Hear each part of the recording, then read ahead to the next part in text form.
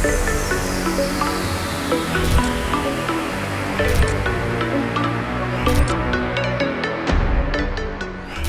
Glasgow Commonwealth ಕ್ರೀಡಾಕೂಟದಲ್ಲಿ ಗೆದ್ದಂತಹ ಆ ಕ್ಷಣ ಹೇಗಿತ್ತು? ನನ್ನ ಮಾರ್ಗದರ್ಶಕರಾಗಿರ್ಬೋದು, ಪ್ರತಿಯೊಬ್ಬರು ಸಹ ನನ್ನ ಕಣ್ಣು ಮುಂದೆ ಬಂದು ಹೋಗ್ತಾರೆ.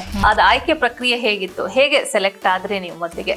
ವರ್ಲ್ಡ್ ರ್ಯಾಂಕಿಂಗ್ ಅಲ್ಲಿ ಟಾಪ್ 5 ಅಲ್ಲಿ ಯಾರು ಇರ್ತಾರೆ ಅವ್ರನ್ನ ಸೆಲೆಕ್ಟ್ ಮಾಡ್ತಾರೆ. ನನಗೆ ಪ್ರಧಾನಿ ಮೋದಿ ಅವ್ರ ಮೀಟ್ ಮಾಡಕ್ ಹೋಯ್ತೀವಿ, ಸೊ ಅವ್ರ ಜೊತೆ ಕಮ್ಯುನಿಕೇಶನ್ ಮಾಡಿದಾಗ ನಮ್ಮಲ್ಲಿ ಅವರು ಒಬ್ರು ಸಾಮಾನ್ಯರಂತೆ ಸಾಮಾನ್ಯರಾಗಿ ಅವರು ಇದ್ರು ಅಂತ ಅನ್ಸ್ತು. ನಮ್ಮ ಭಾರತೀಯ ತಂಡವನ್ನ ಹೇಗೆ ಆತಿಥ್ಯ, ಹೇಗೆ ಅವ್ರು ನಿಮ್ಮನ್ನ ನಡೆಸ್ಕೊಂಡ್ರು? ಮೈ ರೋಮಾಂಚನಕಾರಿ. ಸೊ ನಾವು ನಮ್ಮ ಇಂಡಿಯಾನ ರೆಪ್ರೆಸೆಂಟ್ ಮಾಡ್ತಿದೀವಿ, ಸೊ ಅದು ನಮ್ದು ಹೆಮ್ಮೆ ಅನ್ನೋದಿರುತ್ತೆ.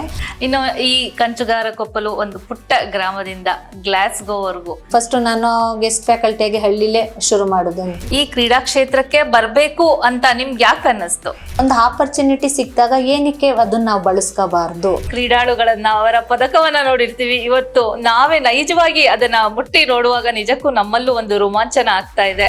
ಈ ಸ್ಪೋರ್ಟ್ಸ್ ಫೀಲ್ಡ್ ಅಂತ ಬಂದಾಗ ಫಸ್ಟಿಗೆ ಬರೋದೆ ಫೈನಾನ್ಷಿಯಲ್ ಒಂದು ಸಪೋರ್ಟ್. ಮಂಡ್ಯ ಜಿಲ್ಲೆಯಲ್ಲಿ ಸನ್ಫ್ಲವರ್ ಆಯಿಲ್ ಮ್ಯಾನೇಜ್ಮೆಂಟ್ ಅವರು ನನಗೆ ಆ ಸಮಯದಲ್ಲಿ 50,000 ಕೊಟ್ಟಿದ್ರು.